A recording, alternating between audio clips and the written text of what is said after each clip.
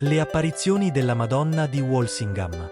Nel 1061, sotto il regno di Edoardo il Confessore, si verificò un evento straordinario a Walsingham, Inghilterra. Una donna di nobile discendenza, Richeldis de Faverques, sentì un profondo desiderio di onorare la Vergine Maria.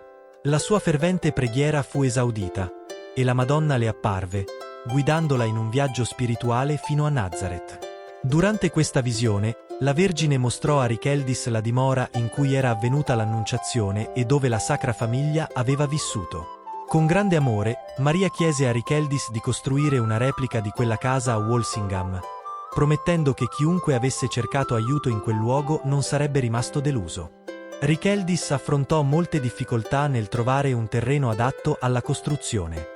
Pregò intensamente e al risveglio trovò miracolosamente 2 aree di terra perfette per erigere la casa. Nonostante ciò, i muratori ebbero difficoltà nel far combaciare le pareti. Dopo ulteriori preghiere, la casa si spostò miracolosamente di oltre 60 metri durante la notte, posizionandosi in un luogo ideale. Questo evento segnò la nascita del santuario di Walsingham, un luogo sacro che divenne un centro di devozione mariana. La replica della Santa Casa attirò pellegrini da tutta l'Inghilterra, offrendo loro un rifugio spirituale e un luogo di preghiera. Con il tempo, la dimora fu rivestita in pietra per preservarla, e la sua fama crebbe.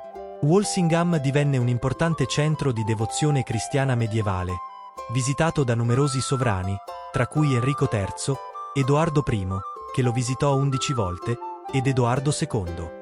L'ultimo re che visitò questo luogo sacro fu Enrico VIII, che nel 1511 visitò il santuario di Walsingham per esprimere gratitudine per la nascita di suo figlio, il principe Enrico, che tristemente morì dopo soli 52 giorni.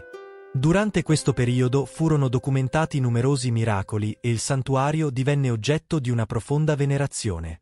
Nel 1340, in risposta a questa devozione crescente, fu costruita la Slipper Chapel, situata a 1 miglio dal santuario principale. I pellegrini si toglievano le scarpe in questa cappella e percorrevano scalzi l'ultimo tratto, noto come il Miglio Santo. La cappella era dedicata a Santa Caterina d'Alessandria, patrona dei pellegrini. Il 25 novembre, giorno della sua festa, il sole illuminava direttamente l'altare, creando un'atmosfera unica. Un aspetto affascinante è la presenza di una cappella dedicata a Santa Caterina anche a Nazareth, curata dai Cavalieri di Santa Caterina. Questo dettaglio stabilisce un profondo collegamento simbolico e spirituale tra i luoghi di devozione in Inghilterra e la Terra Santa, rafforzando il legame tra la tradizione cristiana occidentale e le sue radici nella terra di Gesù. Il 15 agosto 1934, nella festa dell'Assunzione, il vescovo Lawrence Ewens celebrò la prima messa pubblica nella Slipper Chapel dopo 4 secoli. 2 giorni dopo, il cardinale Francis Bourne guidò un pellegrinaggio nazionale con i vescovi cattolici d'Inghilterra e Galles e oltre 10.000 fedeli. Da quel momento, il santuario fu proclamato il Santuario Nazionale Cattolico di Nostra Signora. Il 15 agosto 1954, 20 anni dopo, Papa Pio XII incaricò il nunzio apostolico, Monsignor Gerald O'Hara, di incoronare la venerata immagine della Vergine Maria con il titolo papale, utilizzando l'oro offerto dai fedeli. L'incoronazione fu accompagnata da una bolla ufficiale della Sacra Congregazione dei Riti. Subito dopo la cerimonia di incoronazione, 2 colombe bianche si posarono sul grembo della statua della Vergine, un evento che i fedeli interpretarono come un segno miracoloso.